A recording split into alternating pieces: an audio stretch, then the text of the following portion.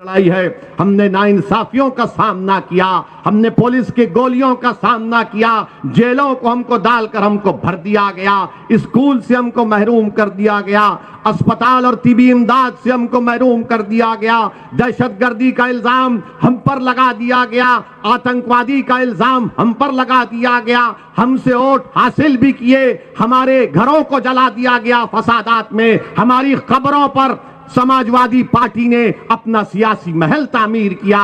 बताओ मेरे गयूर नौजवानों, बताइए मेरे बुजुर्गों, हम कब तक इस्तेसाल का शिकार रहेंगे? आज आपको एक करवट लेना है। अगर आज आप करवट नहीं लेंगे, नुकसान हमारा होगा। याद रखो, भारत की जमहूरियत, भारत का संविधान जिसको बाबा साहिब अंबेडकर ने बनाया है, वो तुमसे पुकार पुकार कर कह रही है, उठो भारत के मुसलमानों, उठो उत्तर प्रदेश के मुसलमानों, उठो असमोली के मुसलमानों। याद रखो, ये संविधान को अगर एक जीती जागता किताब रखना है तो तुमको अपने हक के लिए लड़ना पड़ेगा। आपने सबका साथ दिया, बताओ हमने क्या हासिल किया? हमने क्या हासिल किया? हमने मलियाना हासिल किया। हमको क्या मिला? हमको हाशिमपुरा मिला। हमको क्या मिला? हमको मुजफ्फरनगर का फसाद मिला। 50,000 से ज्यादा आबादी, हमारी मुल्क की आजादी के बाद 50,000 से ज्यादा मुसलमानों को अपने घर से बेघर होना पड़ा। CAA का कानून पार्लियामेंट में आता है, पूछो समाजवादी पार्टी से, पूछो BSP के नेताओं से, पूछो कांग्रेस के बड़े बड़े लीडरों से, पार्लियामेंट का रिकॉर्ड उठाकर देखो कि उस कानून के खिलाफ अगर किसी ने मुदल्लल तरीके से संविधान को सामने रखकर, गांधी के पैगाम को सामने रखकर, अगर किसी ने मोदी के 300 MPओं के सामने CAA का कानून, मुसलमानों को स्टेटलेस बनाने का कानून बनाया जा रहा था, किसने बीजेपी के 300 MPओं के सामने कहा कि जिस तरह गांधी ने उस वक्त के सफेद फार्म हुकूमत के कानून को फाड़ा था, आज असदुद्दीन ओवैसी भारत के उन तमाम लोगों की तरफ से जो अंबेडकर के संविधान को अपने दिल से लगाते हैं, मैं इस कानून को फाड़ता हूं। बीजेपी के 300 MP खड़े हो गए और कहा कि तुम कैसे फाड़ सकते हो? तो मैंने कहा यह कागज का टुकड़ा है, यह कानून नहीं है। ऐसे कोई कानून को हम नहीं मानते जो भारत के संविधान के खिलाफ जाता है। मजहब की बुनियाद पर तुम मुसलमानों को भारत की शरीयत से महरूम करना चाहते हो, तो हमने कानून को फाड़ा, एहतजाज किया। क्या किया समाजवादी पार्टी ने? क्या किया BSP ने? क्या किया कांग्रेस ने? कानून मुझे हमारे मुल्क से बेदखल करने के लिए बनाया जा रहा था। आज मजलिस पर इल्जाम लगाया जाता है कि मजलिस इत्तेहादुल मुस्लिमीन फिरका परस्त पार्टी है, मजलिस फिरका परस्ती को बढ़ाती है। मैं आपको बताना चाहता हूं कि जब 2019 जून में अमित शाह ने बीजेपी की सरकार की तरफ से कानून लाए, जिस कानून का नाम वो मनहूस काला कानून है, उसका नाम UAPA है। अमित शाह ने कानून में तरमीम करके कह दिया कि दिल्ली में बैठा हुआ एक NIA का इंस्पेक्टर असमोली में कोई भी शख्स को टेररिस्ट घोषित कर दे सकता है बगैर कोर्ट के फैसले के।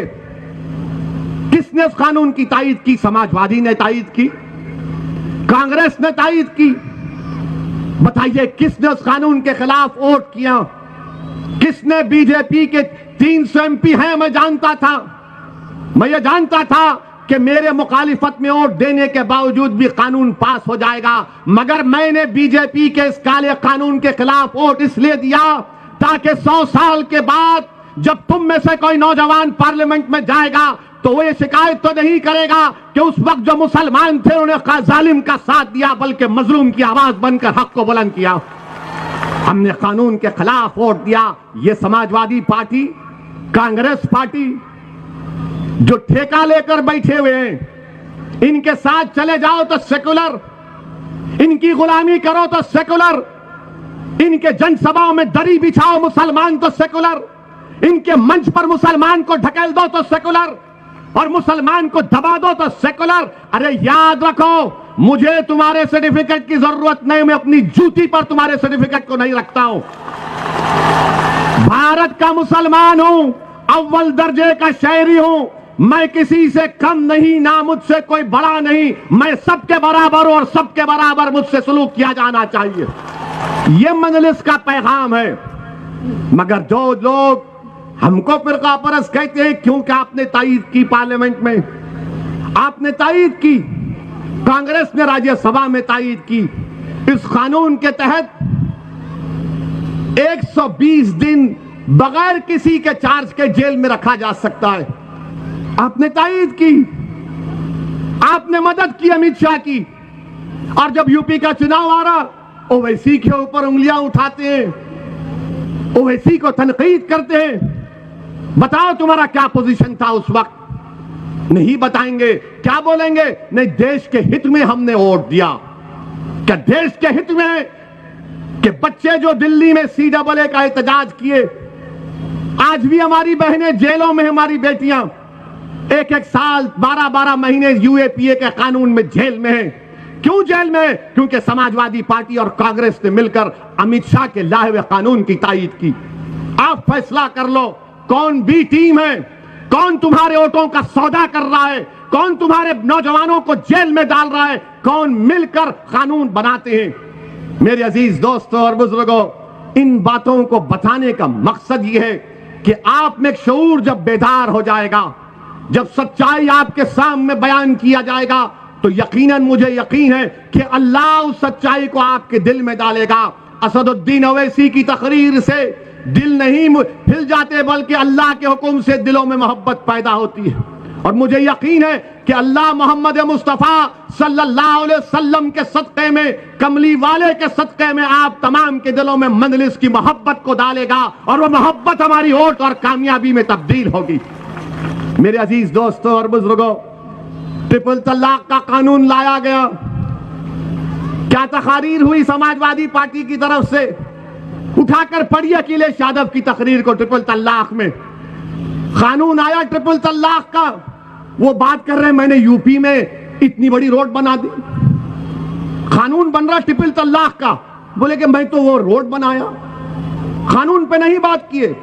पतली गली से निकल गए बच के। मोदी को नाराज नहीं करना है।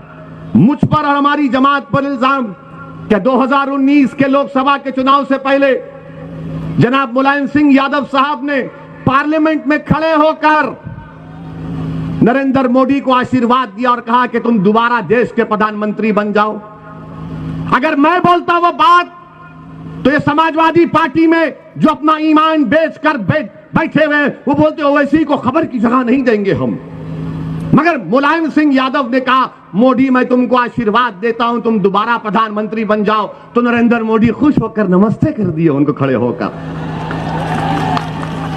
और मैं यहां पर आपकी हिस्सेदारी की बात कर रहा हूं, मैं आपकी सियासी क़यादत, आपको नेता बनाने की बात कर रहा हूं, मैं आपके इंसाफ की लड़ाई लड़ रहा हूं, मैं आपके हुकूक की लड़ाई लड़ रहा हूं, मैं आपके मान सम्मान की लड़ाई लड़ रहा हूं। तो मुझे कहा जाता है कि नहीं, ये वोट काटने को आया है। वोट काटने में आया। 2019 के लोकसभा के चुनाव में सपा और बीएसपी मिलकर लड़े, सिर्फ 15 MP जीते। क्यों जीते? 75% तो मुसलमान वोट दिए, CSGS का डेटा है। आजम खान जीते अपनी ताकत की वजह से, शफीकुर रहमान बर्क जीते अपनी ताकत की वजह से, समाजवादी की वजह से नहीं जीते। आपने वोट दिया आजम खान को, शफीकुर रहमान बर्क को, ST हसन को। मगर ये बोलेंगे नहीं नहीं हमने जिताया। रे तुम कहां जीते? अगर तुम्हारे वोट पड़ जाते तो तुम 15 क्यों जीतते सपा और बीएसपी वाले? अगर अखिलेश जीते आजमगढ़ से तो मुसलमानों के वोटों की खैरात की वजह से जीते बहसते सांसद। मेरे अजीज दोस्तों और बुजुर्गों, मुझ पर इल्जाम लगाने वालों, तुम्हारे एक एक इल्जाम का जवाब दे सकता हूं, तुम मेरे एक एक दलील का जवाब नहीं दे पाओगे। तुम मुस्लिम वोट को हासिल करते हो अपनी क़यादत को बनाने के लिए, अपने सियासी महल को तामीर करने के लिए। वोट तो मुसलमानों का लेते हो, बीजेपी का डर दला दिखाकर, ओवैसी का नाम लेकर। मगर मुसलमानों से तुमने क्या इंसाफ किया? अभी इलेक्शन नहीं हुआ, अलीगढ़ में जनसभा जलसा हुआ, जयंत चौधरी डाइस पर है, वहां का जमीरुल्लाह MLA जैसा हाथ उठाए तो बीच में आए तो जयंत चौधरी साहब ने उसको ढकेल दिया। देखा ना आपने वीडियो? वो कितने लोगों ने देखा? हाथ उठाओ। कैसा लगा आपको? अच्छा लगा? दिल को तकलीफ हुई? दिल को तकलीफ हुई नहीं हुई? किसने उसका जवाब दिया? हम उसका जवाब दिए और हमने कहा कि ज़मीरुल्लाह को तो जाना ही नहीं चाहिए था, ज़मीरुल्लाह को हमारे मंच पर आना था, हम उनको नेता मान के उनके पीछे काम करने के लिए तैयार हैं। तो क्या हुआ? हमारे बोलने के बाद जयंत चौधरी के लोग ज़मीरुल्लाह के घर को दौड़ते गए कि भैया माफ कर दो, भैया माफ कर दो, हमको अंदाजा नहीं था कि ओवैसी भी अपनी सभा में इसका जिक्र कर देगा। अभी चुनाव नहीं हुए, अभी हमने खाली बोला तो घर पर भाग रहे। इंशाअल्लाह जब असमौली से यहां से मंदलिस का विधायक कामयाब होगा तो तुम्हारे घर के सामने कासा आकर भीख मांगेंगे कि हमको माफ कर दो, हमको माफ कर दो, हमने तुमसे नाइंसाफी की थी। खाली एक तकरीर में हमने जुमला कहा तो ज़मीरुल्लाह के घर को चले गए और ज़मीरुल्लाह ने किसी से हमको फोन करके कहा कि ओवैसी भाई को सलाम बोलो, उनके बोलने से मेरा टिकट कंफर्म हो गया। चलिए कुछ तो फायदा हुआ आपको, कुछ तो फायदा हुआ, मगर ये बताने के लिए कह रहा हूं कि आप अगर शऊर बेदार हो जाएगा तो आपकी ताकत का आपको अंदाजा नहीं है।